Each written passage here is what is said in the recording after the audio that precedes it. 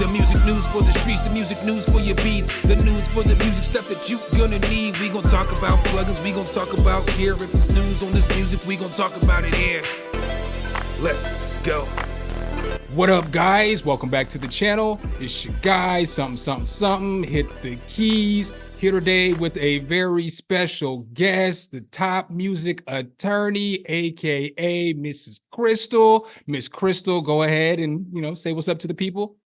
Hey, hi everyone. What do you want? A little intro? Sure, that could be the intro. You want to add on intro? Very happy to be here. Thanks for having me. All right. So in today's video, what I want to do is basically I've asked you guys a bunch of questions. And you guys had a bunch of questions, you wanted to ask an attorney or just information that people wanted to know, and just maybe some legal things that we should talk about too here in the music community. Before I get to the questions though, I'm gonna let the people know where they can find you, Miss Crystal. So where can they find you on all of your socials? Yeah, I'll tell you what. So we're going to get into talking about, how to help yourself as an artist, a producer, if you're a record label owner, all the things. And I have a YouTube channel called Top Music Attorney. So that's where you can get all the free stuff, topmusicattorney.com, free downloads, PDFs, courses, all the things. And then, just as a lawyer, I am a law firm owner of almost 10 years. It's Delgado Entertainment Law. So we'll leave it there to start. Hey, all right. Well, the first thing I want to bring up is actually, before I get to the questions, is I want to let the people know I found Miss Crystal's page actually when I did a video about Spotify, and about how Spotify is changing their demonetization for all of the artists who basically get less than 1,000 views per song. They've come out with more details, I think, since we both made our original videos. Let the people know kind of your thoughts from a legal perspective, what you think about Spotify and what they're doing to demonetize basically 80% of their users.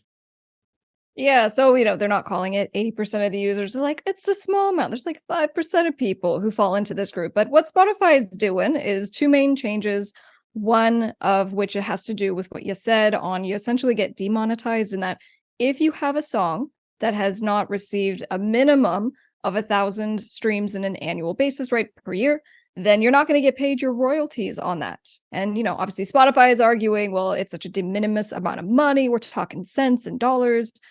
And, this doesn't apply to everyone. It's a very small group. And I think they were saying it was like 5%.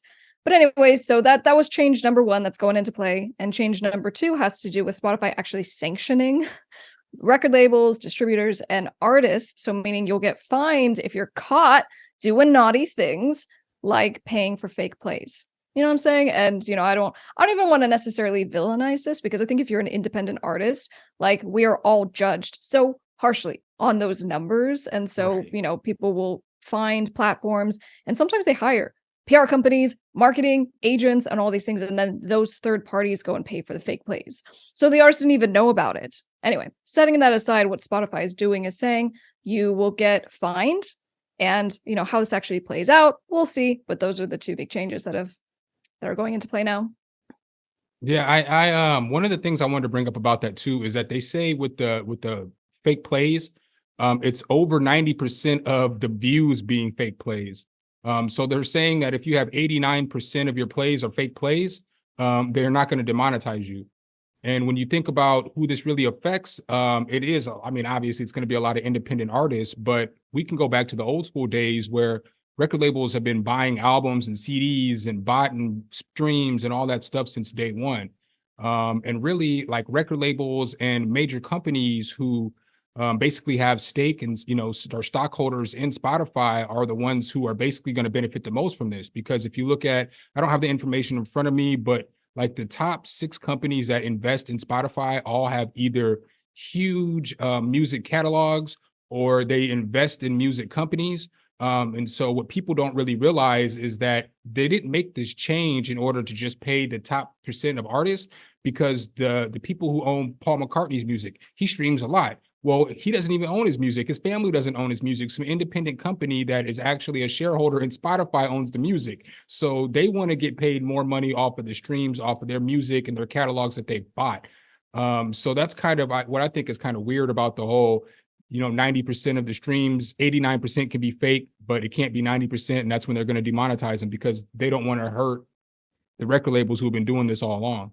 Yeah, well, and a couple of things there just right off the bat. So, like, as far as who are interest holders in Spotify, we're talking about the actual labels here. They are the shareholders in the company. Right. But you're right. There are private equity firms that are also now getting wind of, like, it makes sense to purchase these legacy act catalogs, which is happening all the time now.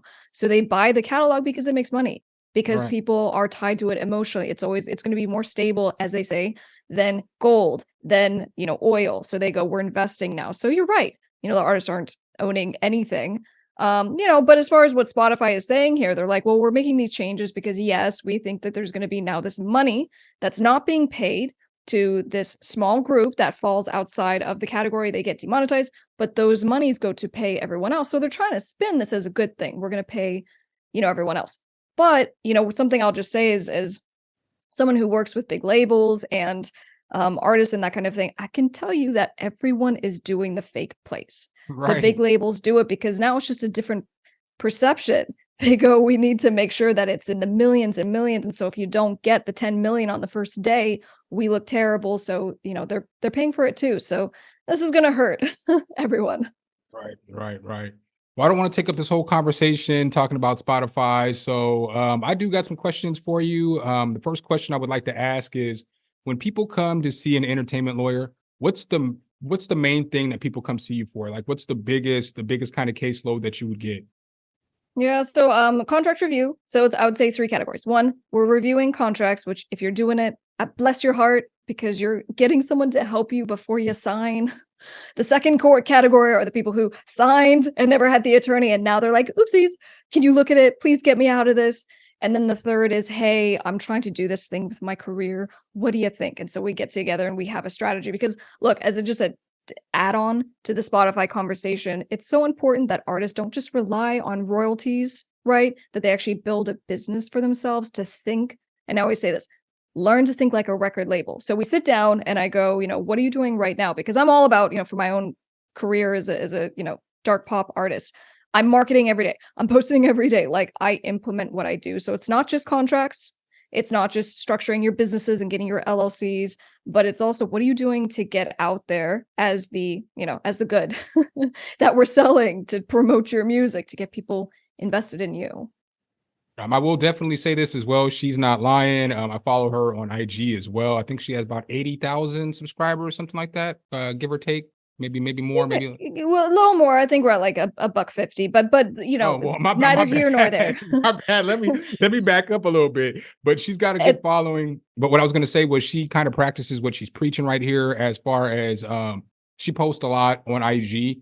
So things that I wish I did a little bit more, I kind of see in her channel, where, and this is something I wanted to just kind of piggyback on to the end of this, is where she was talking about, you want to make sure that you're building your brand, and you want to make sure that you're doing more than just depending on royalties from streaming in order to make money. You should be working on your socials. Like, every time she does a video on YouTube, they take clips of that, they post them on her Instagram, on all her socials, they share it, because you never know where something's going to go viral at. So something that I always tell everybody who follows this channel too is, you should start a YouTube, or you should be active on TikTok or IG, or if you can't do all of them, because I'm an old dude, so like, it's hard for me to like get into every social media platform, because I'm just old and I'm just not with it.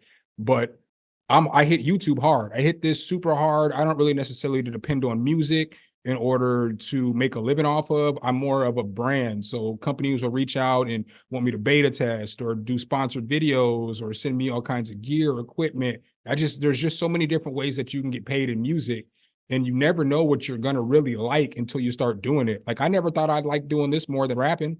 I've been rapping for 25 years. I enjoy this more than I actually enjoy the process of making songs and doing all that other stuff, because I'm helping other people. So not to carry it on or drag it on, but one thing, if you don't mind, let me just interject. You're like, you have a lot of energy that you could put into your own YouTube channel, but I would say, diversify, right, on the different platforms, because obviously YouTube could go away. Anything could happen. Right. Your channel gets deleted, like, heaven forbid. And so that's why I always say, with anyone building their own thing, and I'm like, whether you're a label or a publisher or an artist and you're just building your own company really try to diversify. So even for me, right, we were talking about the Instagram, that's Miss Crystal. My brand as a musician is Miss Crystal. So I have all the verticals of the music stuff. And then I have Top Music Attorney, which are totally different platforms. And then I have Delgado Entertainment Law, which is my law firm. So to manage all of those platforms, it takes time to build out how you do it. What's the schedule? How do you make the content? Because I would just lose my damn mind. Like I work all day as a real attorney, and then I'm also trying to do a music thing. So if I can do it, you can do it, is what I'm trying to say. Everyone watching can do it. And it's important because you've already proven people dig what you're doing. They're into you. And so all you can do is add to your audience by being everywhere. Facts. I guess, I don't really think about it like that. You're right though. If you can, I used to be a GM, and I used to work like 60 hours a week, and I used to do like shows twice a week. I used to host all these shows. I used to record people. I used to do music, record albums, and I just did a lot of stuff. So I agree. If you can work 60 hours a week, you can definitely find time to not play video games or not watch TV or not do some of the stuff that you probably don't need. You're not going to see no results from, so maybe I'll take your advice, and maybe I'll get on Instagram a little bit more. I was hitting it hard a little bit about a year ago, but then I kind of quit, but maybe I'll hit it a little bit harder. I'll take your advice there. Well, and try to also, own your audience. That's what I always say. I'm like, if you have a decent audience on one platform, that's amazing. That's so difficult to do, especially on YouTube. Like getting subscribers is extremely challenging. But if you are doing anything and you have any size of audience, that means those are people who you've built loyalty with and they're into you. So they are customers, whether you monetize them now or down the road. Shirts, hoodies, products, all the things. And it'd be silly for people not to take ownership. And you do that by getting them on an email list or doing like a text thing and getting their phone numbers. Like that's so important. As you build, like anyone listening to this, it's so important because again, that's people will forget who you are. They forget the name. You take ownership by getting their email. Hey, here's a new drop. Here's a new video. It's really important to kind of the business plan. Okay. Well, the next question I got for you is, how much do you typically charge for your services? Like maybe different plateaus, like what would be the retainer fee? What would be, basic charges? Yeah, so at this point, I'm about 400 an hour, and then a consult with me is like $500. But that's also why I do all this stuff on TMA, because I go live like once a week. So you can literally come check in with me, get free, all your questions answered for free. So I've built ways that people can still get access and help. I have an online course, to build your record label, build your own business. So I've I understand because I've done this myself for a long time as a record label owner. But as far as with the law firm, yeah, we also do flat fees if people reach out and they're like, hey, here's the contract that I need. And so we'll be able to give you something that's manageable. I also had other attorneys who work at a lesser rate. So I'm all about just helping, you know what I'm saying? And I understand that one of the pain points is paying that fee. But to your point earlier, man, I'm telling you, if you don't get that contract signed, and then later on, you got to bring it to me because now you're screwed. You're paying 10 times what you would have paid just to get it done the right time. Well, I get that financially money is different for everybody else, but I wouldn't think that $500 would be bad to have somebody give you some consultation. That's going to, like you said, it's going to save you $5,000 later or $10,000 later, or maybe you get in a situation that you can't get out of. So, I don't think that that's a bad fee at all. So just my honest opinion, you could pay. Yeah, but I get it. Like for someone who's just building and they're kind of going paycheck to paycheck. So not just with like the course, but part of what I also do is just having weekly meetings with people who work with me. So, our meetings might be 45 minutes to an hour. And literally it's, hey, what are you doing this week? And like, I'm on your ass. I'm walking you through it, problem solving. And so that's, again, how I do it, just to like really help people. Because if you're a hustler, you get in the program. If you're someone who is like me, you get in the program, you go through it, you watch videos, you get your contract templates, and then we do meetings because I want to hear what you're working on and I want to keep you on task. So that's just something I'm very passionate about. So that's why I do everything I do for Top Music Attorney. Well, maybe if you guys are interested, if she'll allow me to, I'll link that below in the description too, so you guys can check that out. If it's something that you guys want to get into, because obviously you can see she's a go-getter, so she's on it. So what would you say the biggest mistakes or missteps that artists make during a release? Oh man, they don't post enough. Like not even close to posting enough. And I'll just use my last release as an example because I still feel like I didn't do enough. But leading up to it, we had posted like 15 times that week. Which again, just like, having multiple posts a day and trying to make them good. It's not just post anything. when you're starting, I say just hey, I want you to do your Instagram. I don't even care. Talk about your morning routine, go on a walk, do a live stream, like just do it to get into the habit. But then once you're a little more, in it and skilled with marketing your brand, then we would do volume, because again, don't get so hung up on vanity metrics. It's silly, and we do it to ourselves. And we're like, oh my gosh, I feel stupid because I put out this video and only got 20 likes. Well, if you posted 3 times, it went to 3 times the people. And sometimes people just don't get served your stuff, and so it's a different time of day. And anyway, so leading up to it, I mean, we ended up doing from the release a few days after, we were at 30 different posts, and we were doing it cross promoting. We were doing live streams every single night. And just like I would sit there for an hour, and for a straight hour, hey, John, I see you're checking in. John, go and, subscribe on my newsletter right now. Let's go, let's go, let's go. That kind of hustle generates hundreds, if not thousands, of new subscribers. And now all those people are on the email list, and then they get the video. And so, you connect with people, but you have to work this shit like you care about it the way you really do. Like there's a disconnect between how people feel and what they want for their lives and what they actually do, because it's hard. It's very uncomfortable. So you have to kind of push through that discomfort, and you'll be proud of yourself because you'll do it, and you'll do it well. That's an area that I fail in, especially now that I do YouTube. Maybe not so much, in my earlier days and stuff, because, it was the same thing. Like I was doing shows every week. So you're consistently posting everywhere that you can. Hey, there's a show here on Friday. Hey, there's a show here on Saturday, whatever the case is. But now I'm kind of spoiled with YouTube, because it's like, I just upload a video and then thousands of people are going to watch the video. I don't share it on any social media. I don't share it on my Facebook, my YouTube, my TikTok, my Twitter. The streams just kind of come. Now, I used to be a pest. I was a menace. When I first started YouTube, I was a menace, and I was everywhere. Reddit. I mean, I was everywhere sharing it. But so what changed? So maybe was it that you had an idea of what you wanted as far as your growth, and maybe once you hit a plateau psychologically, you're like, oh, we're here now, we're just maintaining. Yeah. Well, once I got to a certain amount of viewers within first few hours of the video, I didn't necessarily needed to go to those same spots anymore, because I was like, maybe I've tapped all these people out of here, which you probably haven't, because if you're going to a platform like on Reddit, a lot of groups would let me post, even though they don't let anybody post their YouTube stuff. They'd always let me post, because they were like, you bring good content. It's like, it's not like your content is, you're like, hey, I got this beat cook up, or hey, this and that. You're actually trying to help people, give people, tools. You don't really have BS videos, so on and so forth. So they would always let me post. And then it probably was the Reddit community though that did it for me. So, how Reddit's like the cesspool of the internet, in my opinion, man. It's just rough, because, you post something there, and Reddit, they will go off on you. So it's like, you post a video, you get 20 good views or 20 good comments, but then there's like 3 negative comments and then a couple of sub comments. And it's just like, I'm not built for every single day that I'm going to post a video for 5 people to come at me all hard. And at this point, I probably don't need to even post in here anymore, And then I probably allowed that to not let me post in other groups, because I'm like an admin in like this FL group on Facebook, and there's like 150,000 people in the group. I don't even post my own group. I don't even post my own group anymore. It's just because you don't want to see it, as far as just any hate or pushback. Yeah, because then like the hate gets me in go mode. So I probably shouldn't talk about this, but we're going to. So today I did a video about Unison Audio. Not sure if you know what Unison Audio is. But I'm not going to make you talk negatively about the company, but basically they overcharge for plugins, and their marketing is predatory towards newer artists and stuff like that.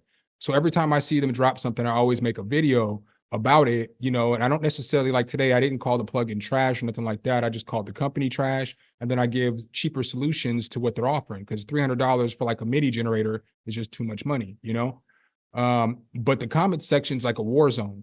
And I'm an old school battle rapper. So once I get in a war zone, I'm in a war zone for the absolute rest of the day. Like I'm ready to go. My Twitter fingers are ready. I'm ready for war. Yeah. And so I don't want to be that person. I don't want to get into that mind state. So for me, a lot of it is not, I guess, wanting to go back and forth, be combative, because I'm very combative, so. Well, okay. So here's the thing. So I don't get into it very often, but on a live stream, because I do the live streams once a week to make the content for the channel. And that's where people can ask questions and all the things. But anyway, so someone had said, hey, can you check out SongSecure? And I didn't know what this was. And so I looked at it live. And so I gave a very honest response. I was going through it, and I just ended up like just being like, oh my gosh, because, it's a company that's just very high ranking when you search like, copyright my music. And I'm going through this, and it was just, it was a lot of misrepresentations about what people were getting. And so it was being represented as they were getting copyrights for their music. And that's not what was happening. This company was like, hey, upload your stuff to our website. We use our super secure, blah, blah, blah, and generate a copyright PDF certificate for you. So it was very, very, in my opinion, not just misrepresenting what was happening, but potentially fraudulent. And so anyway, I just kind of went off. And then, putting it out there, is a very, you make that decision. But what I would say for you is that maybe even for this year, it sounds like two things have to happen. One, you do have to be able to take a step back and to be like, I'm going to put this thing out there, and I'm going to choose not to read the comments, or I need to hire someone to do it for me, because, it gets to me. People get under my skin, and that's not a good use of my time to be in the war zone all day long. And it really does bother me. Like, I get so, worked up. But the second piece also is just, why are you getting worked up? And to do like some introspection. And I've 1,000% had to do all this kind of thing with like my own stress and overwhelm and anger. Because, for me, when it comes to people hating on me about my looks or whatever it is, being a musician or a lawyer, I always just imagine that's like a 12-year-old on the other side of it.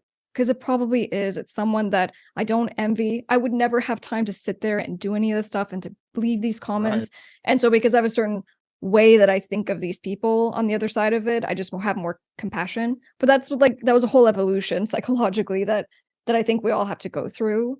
So I would just say that, because especially if you're dropping stuff that you really feel like you're helping people to avoid getting taken advantage of or scammed, it's good.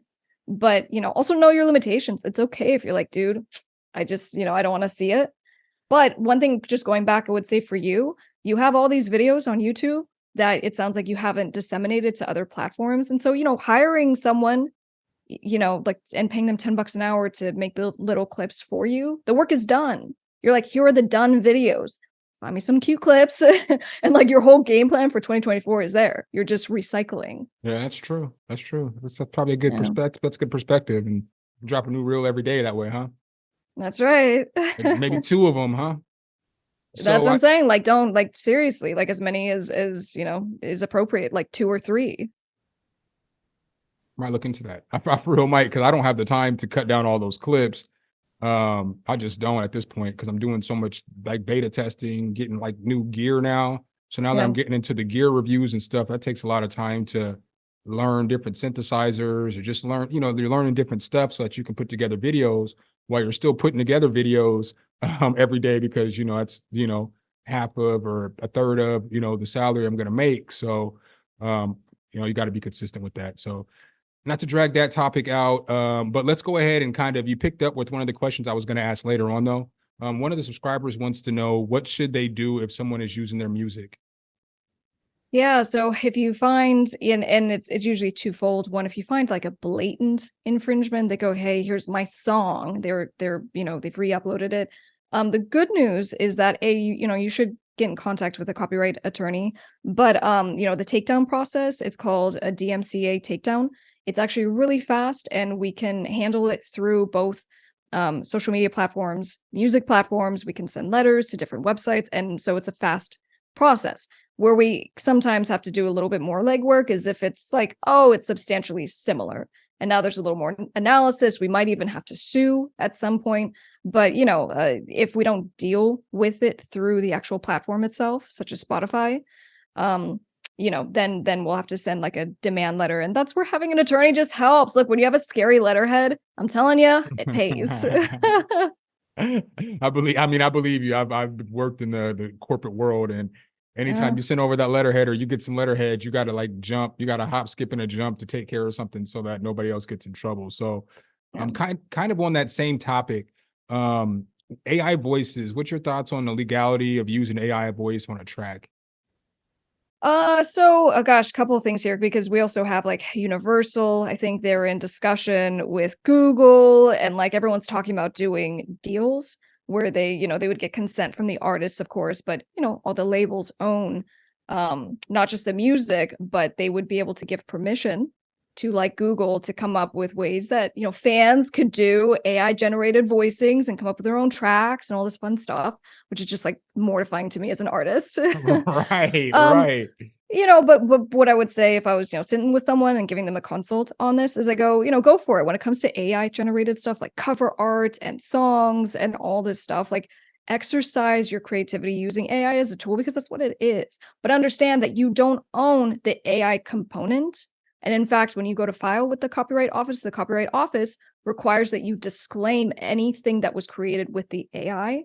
And if you don't, you can get your copyright like revoked later on. It's a whole thing. And you lose like statutory damages and it's very bad. So what I would say is just don't be scared of it.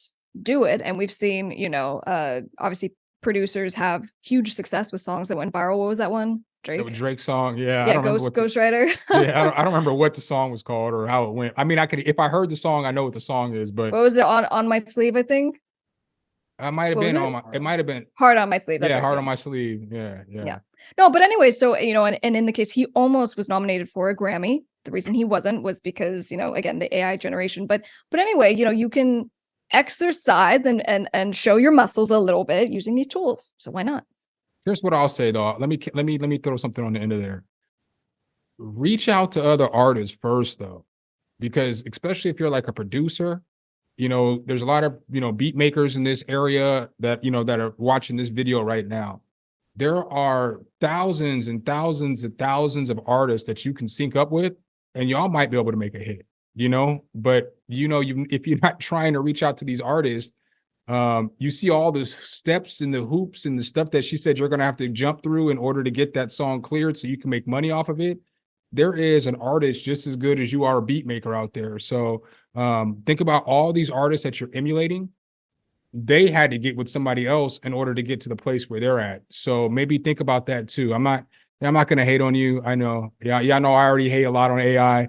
But I don't hate on AI everything. I think that if you can find an artist, you should find an artist first. If you can't find any artists and you live in like Council Bluffs, Nebraska, or some small city, you know what I'm saying, Des Moines, Iowa, and you can't find nobody, okay, then do what you got to do. But if you can find somebody, because there's somebody out there who's just as good as you, just waiting to find you, Yeah, and one add-on I'll just give is that, if I was giving a formal legal analysis here, I'd be like, especially if you are taking someone else's likeness, you're just in so much hot water. And here's the thing, like sampling happens with mixtapes and people have been stealing forever and ever and ever and ever.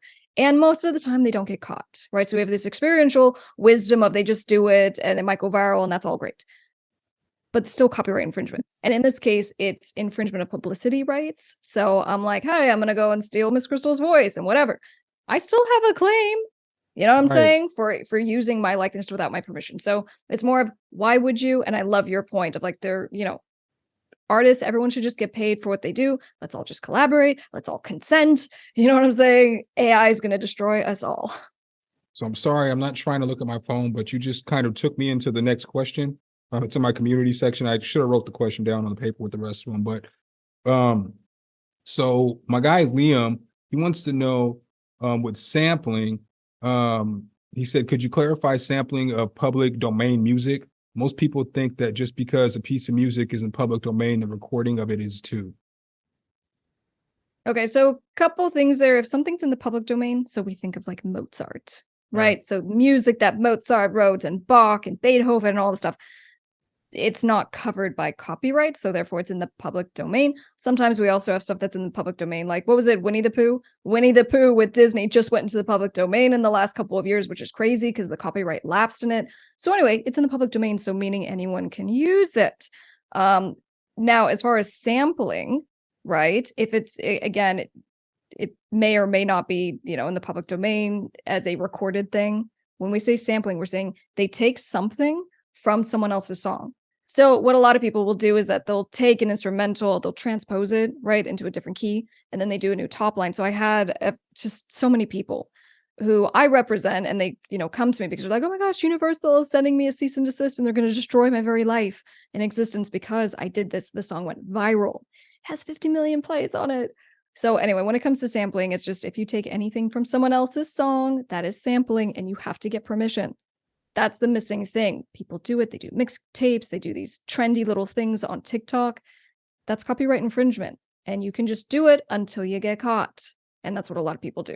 And then the oopsies is that, under copyright law, you can apply for statutory damages based on, your copyright registration. And the difference between it is like, I released the song and I made, $1,000 on it. The actual damages of the $1,000 that I made ripping off your song, well, that's what they can go after. The difference with statutory damages is that the person who owns the copyright can go after you for up to $150,000 per infringement. So it's a huge difference. Right. And when we're looking at potentially a lawsuit for 150,000 times whatever number of infringements, yikes. So how do you go about getting those samples cleared? Yeah. So, and that's the kind of pain in the butt, right? So what I will say is that I have, videos that I've done on this on more of a step-by-step, but the way that you do it is that you reach out to the companies that own the music, which you can find just on, like, for example, if you're in the United States, BMI or ASCAP. And so you can just go to Google, search BMI repertoire, and the link will come up for you to do a search on BMI for the artist name, for the song, and it pulls up the information. It's like, hey, this is Universal. Here's the contact information. Here's the email. And so then you start the process and you go, hey, I want to sample this. I've tried to sample stuff myself. Sometimes you can't get it cleared. So then you have to make the decision. You go, am I just going to use it and take the risk? Or do I take it out and come up with something better? Right. Well, on that same topic, so what about like free samples? So like, let's say, you get a free sample from a sample maker, and somebody else registers that and they copyright their beat. So they basically upload their beat to Spotify, or not Spotify, but DistroKid or whatever company. And then the other artists who didn't register that same sample, now they're making music with that. How do they go about fighting that when the sample is supposed to be a free sample for everybody to use, but somebody has irresponsibly not registered their sample correctly? Yeah, so from both perspectives, if you are a beat maker and you're putting your stuff even on YouTube, right? So when you go, hey, free beat, and then in the description you put, what are the terms of the uses? You know what I'm saying? Like, one good thing to do is to actually release the song yourself. So then you have the ISRC and you can track it. So when there are infringers who just use it without getting permission, if they are supposed to pay you, that's one way to track it. But then on the flip side, if someone's like, oh, it's a free beat, I'm so excited. So you go and you use it, you do a top line, and then you release your song. And then all of a sudden you're getting takedown notices, or the producer's like, you owe me money. Then what I would say is that when you see the free beat and the description, the terms, that's a contract. And more specifically, it's a limited license. And so the reason why I'm so nervous for people to take these free beats is that it's the same as if you're like, hey, Crystal, I want to use, your instrumental for one of your songs. And I go, cool, go ahead. What I just gave you is a limited license, and I can revoke it anytime. I can come back and be like, you know what? It's been 5 years. Your song went viral. I want to get paid. And there's really nothing that you can say to that other than just, no, and you take the song down. So those are all bad situations. So that's why I go, if you are going to get a beat, you want to make sure that you have something in writing that says that, how can you use it? It's not revocable. And so just be a little cautious when you're using free beats. What about, let's go a little bit further. So what about, like, let's say you get with a company like Cymatics. So I'm not sure if you're familiar with Cymatics, but they Is it like a BeatStars? No, they make sample packs. So they actually sell samples. So okay, so kind of like Splice. Yeah, kind of like Splice. We can use Splice as the example. So like, let's say Splice doesn't register the samples that they have on their site. And the same thing, 10,000 people buy the same sample. One person registers the sample. How do you go about being able to still use your sample without getting a DMCA claim? Yeah, so again, back to the agreement. In the agreement, we want to make sure that it says if you're the producer, it should say, please do not register the song. Don't try to copyright it. This is for example, a non-exclusive. If you're giving it to a bunch of people, that means a bunch of people are using it. And so if you're one of those people using it, you need to keep that in mind, that at some point, and this is one of the most frustrating things, is that at some point, if the producer gets a good enough offer and someone's like, hey, I want it to be exclusive moving forward. I understand you gave it to some people, but I want it to be just mine moving forward.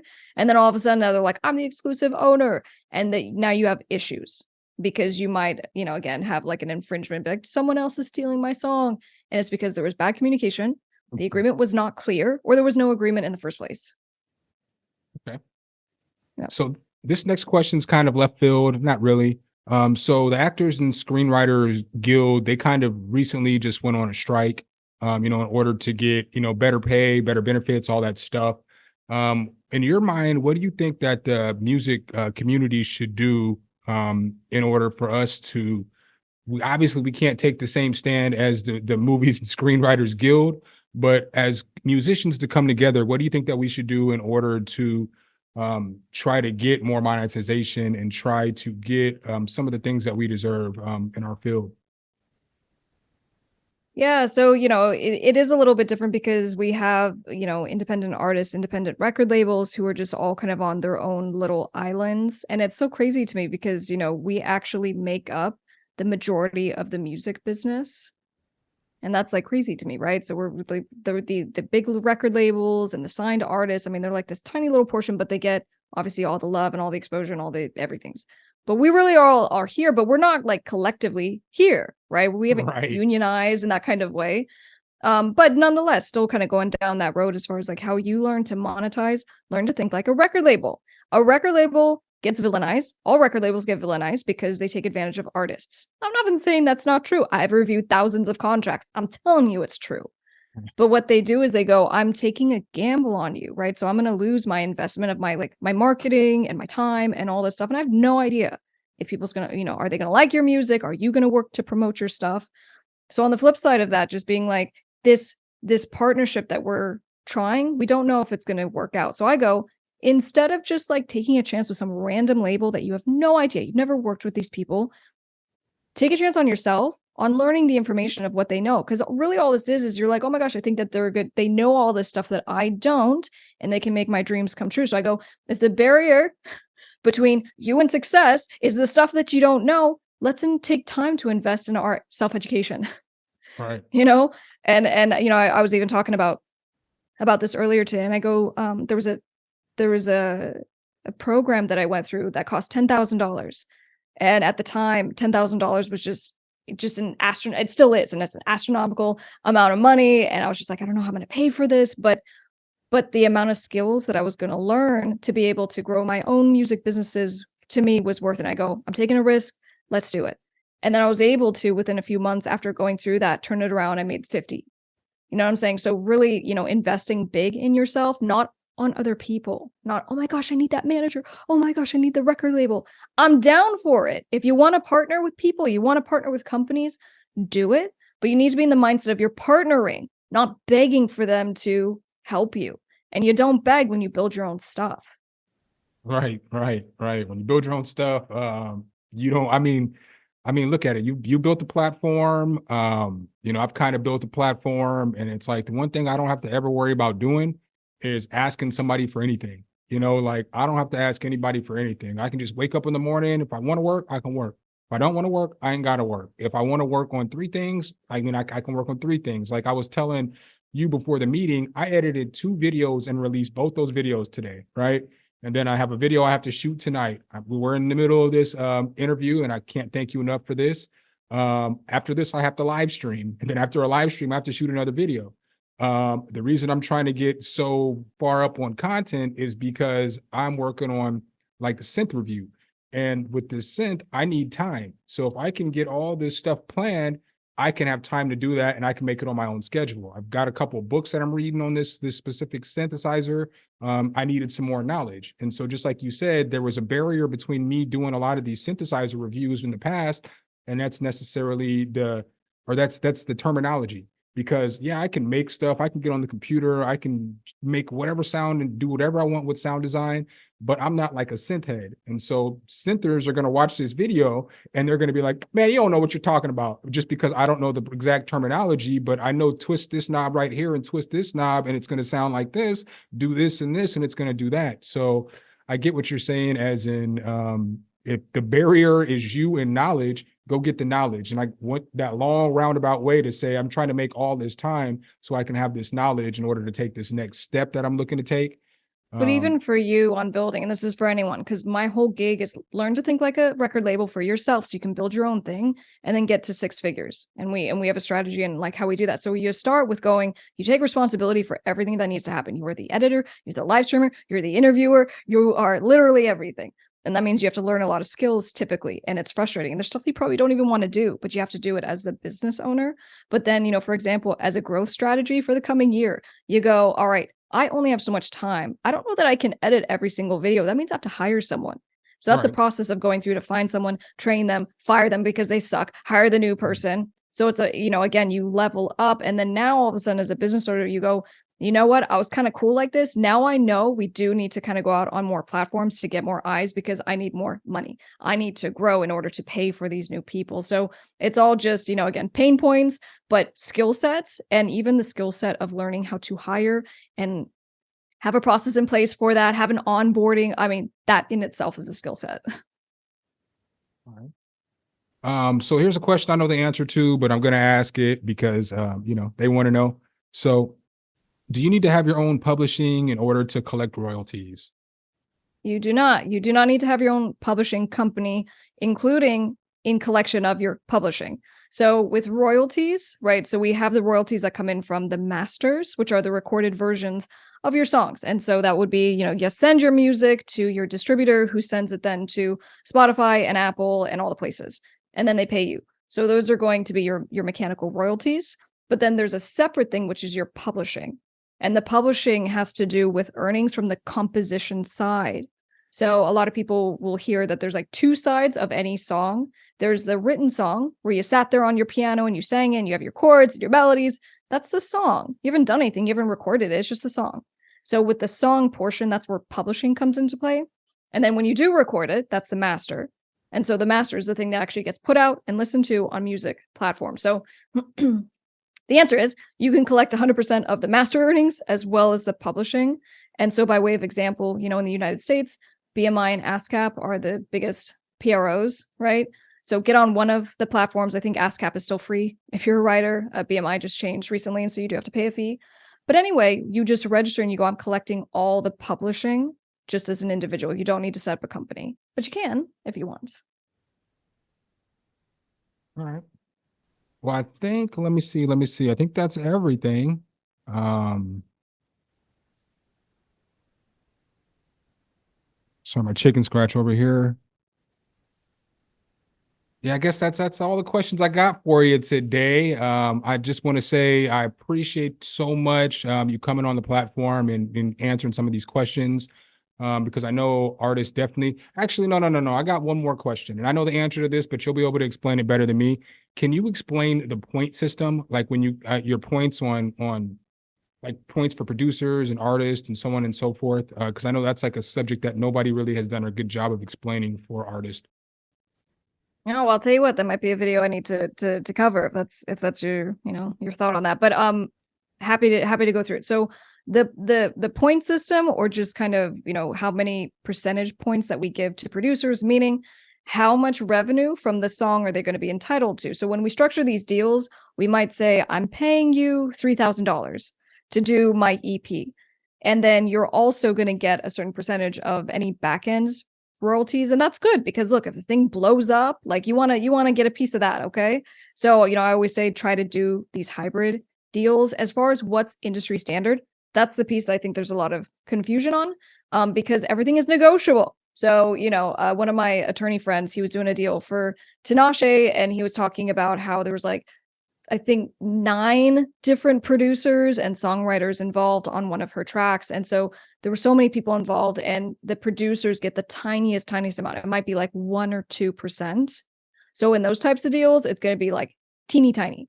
But then for pretty much everyone else, it's negotiable. And so that's why I say, come in and like go big. You know what I'm saying? Go, I want 50%. So just say it, because you can essentially negotiate whatever you want and what you think is fair based on your participation on the track, based on how much you wrote. You know what I'm saying? But at least trying to have a piece of something is good. And then, as I will always say, anything you agree to, you have to put it in writing. It doesn't have to be super complicated. And that's where I just like, you know, a big thing of what I do is to provide contract templates. Because you can find so much stuff on Google. Shit, you can even chat GPT a contract. But, you know, there's stuff that's missing. You know what I'm saying? So we just got to, and the good news is that when you start to build your contract templates, you end up using the same ones over and over, and you like change names. So, it's a really smart thing to do as far as, your career and your business. All right, guys. Well, that's what I got for her. Make sure you guys stream Miss Crystal. I'll definitely leave the link to her new track Monster down below in the description as well. So you can find her YouTube page where she's talking about all this legal stuff that you need to know. So that you can check out her music because she's pretty talented. She sings well, y'all. She sing good. That girl good. But what do you got to say to the people? What do you have coming out? What do you have new? What do you have going on? Oh, I appreciate it. Well, first of all, thank you so much for having me on this, and I look forward to having you on my podcast. Just because this is so important. But setting that aside, as far as just how people can get help, like I was saying, go to Top Music Attorney on YouTube. But also, if you're looking for a community, which is the other big piece of what we do, with my program on how to build a record label, it's all what we talked about. It's how to think like a record label, how to do it yourself, get your contract templates, get a community. We do weekly video meetings, like all the things. And then, again, setting all that aside, get the free videos. So do that. All right, guys, that's what I got for you guys today. Make sure if you guys do like this content, you already know what to do. Drop a whole elbow on that like button. Hit subscribe and that notification bell so every time we bring you guys a new video, you could be the first to see. I appreciate you guys' time as always, and I'll catch you in the next one. Peace.